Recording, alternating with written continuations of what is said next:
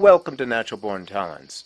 Today's subject is about the 5 basic ways of learning. Now, I've been in the education system for a long time and have been studying a rather unusual way of understanding how people learn, a kind of psychology that was handed down to me from my ancestors.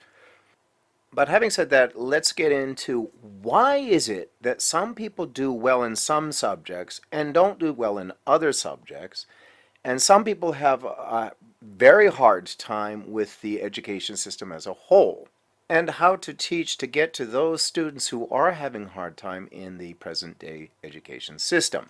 Now, let's get started. The first part of this is to understand the various ways people learn.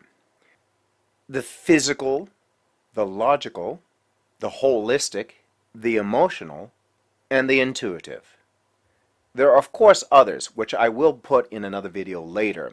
They're subcategories. But for now, these are the 5 big ones. The first one is the physical.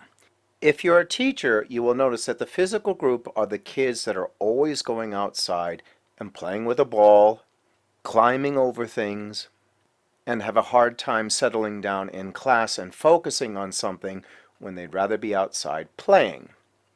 This group gets its cues from touching and feeling the physical world. Therefore, they absorb information slower, at a slower pace, when taught through a textbook, by the book, at a desk. They learn much faster on a hands-on approach. If they have the physical reality connected to what they need to learn, let's say if they're learning English and they go outside and they're playing with something while speaking English, they will learn it much faster because they're making a connection between the physical reality and the subject that they are learning.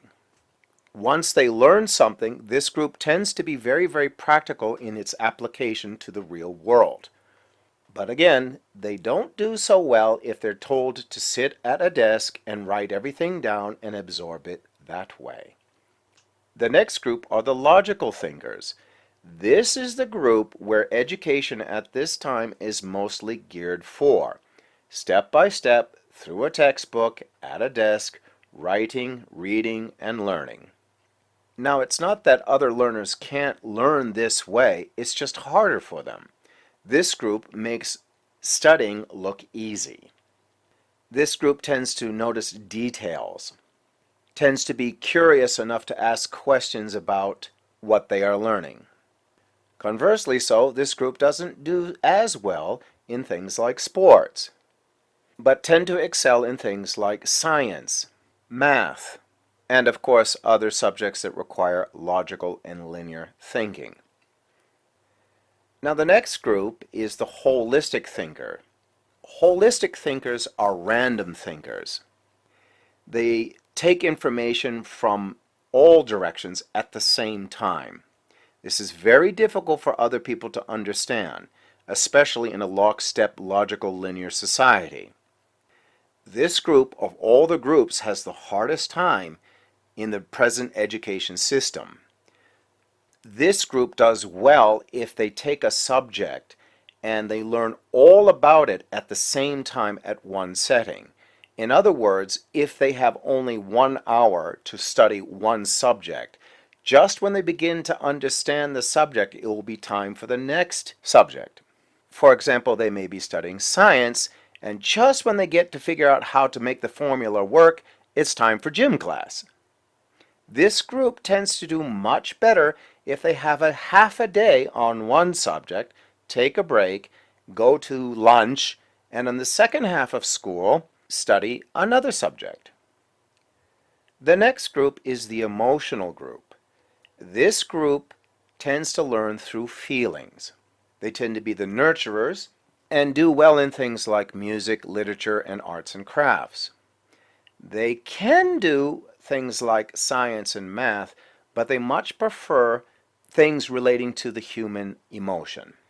Music is one of the best ways to learn a language for this group. For example, Things like math and science, which are pretty much lockstep, logical, linear subjects, they just have to be patient in them. They can do it. But if you can turn those subjects into something like a musical or something emotional, they would probably be able to react to it much better. Sometimes I teach math in English. When I do this with the emotional group, I'll usually do it through a song. The next group is the intuitive group. This group is the hardest for other people to understand. They can do the subjects, basically any subject, but if they're not emotionally connected to it, they tend to space out. They drift off. If they find the subject interesting enough, they will focus on it. But if they don't, they'll tune out and start creating things in their mind. This particular group is extremely creative, very imaginative, so much so they have a very hard time focusing. If the subject can be turned into something like a storyline or music like the emotional group, they can do much better. But things that are pretty dry, like math, they will emotionally distance themselves from the subject. This group, you have to kind of pull their heads out of the cloud, teach them in a fun, creative way that they can emotionally attach themselves to. Then they do very well. They tend to be very intelligent. But to others, they seem to be rather out of it, when in fact they do understand the material, they're just bored to death by it and trying to entertain themselves with something in their creative minds. When teaching a class, I get a mix of all kinds of students. All of them have different ways of learning.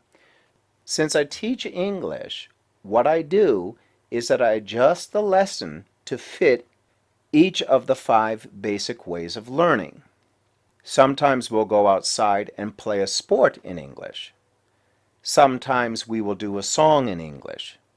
Sometimes we will sit down and write English. Sometimes we will just do random things.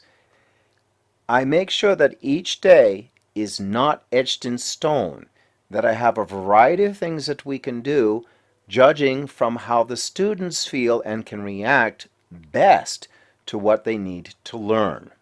Some rainy days require children to let all their stress out, so what I'll do is go to the gym and as we do something physical, teach them an English lesson. Other times that's not necessary and they want to sit down and they want to learn their ABCs or something at a slower, calmer pace. It all depends. The results I've got from doing it this way have been fantastic. My students know math very early in English. They can communicate much better than most students in other schools with the standard way of teaching. And I've noticed that the more fun that we have and the more interesting the lessons are, the more interested they get into the subject itself. This includes all of the 5 groups. The very shy students, who are usually in their mind somewhere, get interested. It's not perfect because there's no such thing as a perfect day. Any teacher will tell you that. But it's much more productive and a lot more fun to learn through play. After I see that the children have got a basic understanding of the subject that I am teaching, then I sit them down at a desk and we do a lockstep style class. This class is used to confirm how much they have learned from the other ways of teaching and how much I need to adjust for the next lessons. As they get older, since the mainstream education system is lockstep, I slowly increase the lockstep classes to a point where I see the children being comfortable with the lockstep style. If I rush it and I do too much lockstep, then they start to get fidgety, bored. They start to resist what I'm teaching. They tune out, and the lesson becomes less productive. So of course this takes a lot of practice, and even today I have to do trial and error for certain lessons to see if they're going to work or not. And some classes of course are very different from other classes because of the psychological makeup. Some classes I've run into have a lot of psychological problems, and they're much harder to teach. Their will is very, very weak, and their emotions are all caught up in something that's not related to the lesson but is outside of the lesson, and therefore they don't work as a group as well. In this case, I recommend to the parents that they intervene a little bit at home and make sure that they are understanding the lessons that need to be taught. The other kids don't need to do this, the other classes, because they're psychologically well grounded, so to speak. Classes like these require another video to explain what's going on in the classroom and why any kind of system is not very effective. So what does this all mean to you, the listener? Well, if you're worried about going into a trade school or a university, I would take a look at the kind of personality type that you are, the kind of thinker that you are, because university is really geared only for certain kinds of learners. Doesn't mean if you push yourself real hard you couldn't do it. Anyone can. But I think you would find life much more fulfilling if you were in a trade school that fit your psyche as opposed to just trying to get a name under your belt because it's a famous school that you spent hundreds of thousands of dollars just to get through, and then find out that your diploma is absolutely useless. Now, any one of these groups can get through university, and the physical ones do better in the trade schools than they're going to do in, say, an intellectual pursuit. But that's very complicated, so in another video I'll get into more detail about that.